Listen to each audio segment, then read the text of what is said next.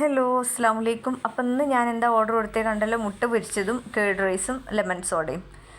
ഒന്നും ടേസ്റ്റ് ഇല്ലടോ. ഇതെന്താ ചെയ്യുക, നിവൃത്തില്ല കഴിക്കന്നെ.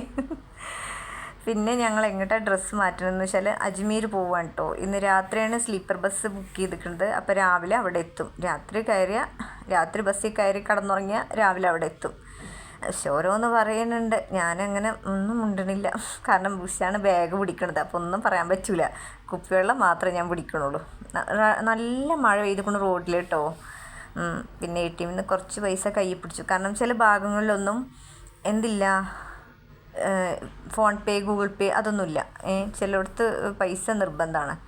അങ്ങനെ ഞങ്ങൾ ഓട്ടോയിൽ കയറി. ബസ് നിൽക്കുന്ന സ്ഥലം എവിടെയെന്നറിയോ? പാനിപ്പത്ത് എന്നാണ് പറയുക. അവിടെ എത്തി. ഞങ്ങൾ ബസ് ഇങ്ങനെ വെയിറ്റ് ചെയ്ത് നിൽക്കുകയാണ്. ഇവിടെ വന്നപ്പോഴേ ആഷിമോൻ്റെ പോലൊരു കുട്ടീനെ കണ്ടു കേട്ടോ ഞാൻ.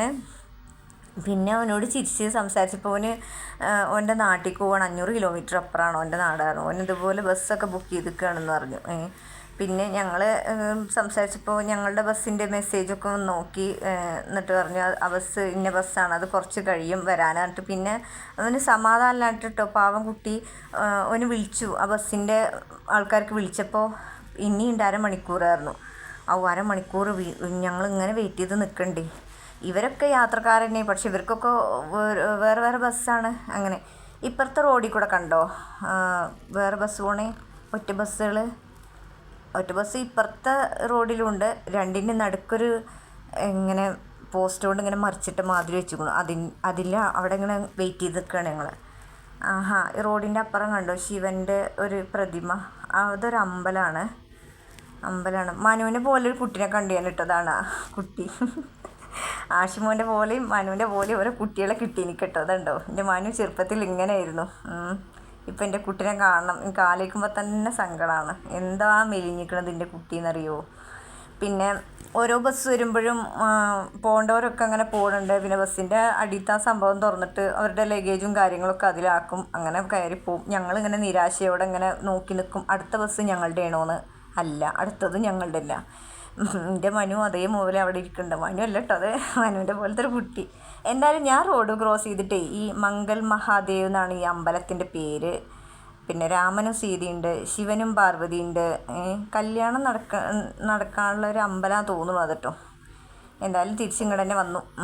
ബുഷി പറയുന്നുണ്ട് അങ്ങനെ ഒറ്റയ്ക്കൊന്നും പോവല്ലേ, അറിയാത്ത നാടല്ലേ എന്നൊക്കെ. കാരണം ശരിയാണ്, ഞാൻ റോഡ് ക്രോസ് ചെയ്ത് കണ്ടപ്പോൾ അതിൻ്റെ ആകാംക്ഷ അടക്കാൻ കഴിയാതെ പോയതാണ്. പിന്നെ ഓരോ ബസ്, ഞാൻ പറഞ്ഞില്ലേ നേരത്തെ പറഞ്ഞ പോലെ തന്നെ, ഓരോ ബസ് വരുമ്പോഴും ഓരോ യാത്രക്കാരങ്ങനെ പോകുന്നുണ്ട്. ഞങ്ങളുടെ ബസ് കാണാനില്ല. ഞങ്ങൾ ശശിയും സോമനായിട്ട് വീണ്ടും ഇങ്ങനെ നിൽക്കുന്നുണ്ട്.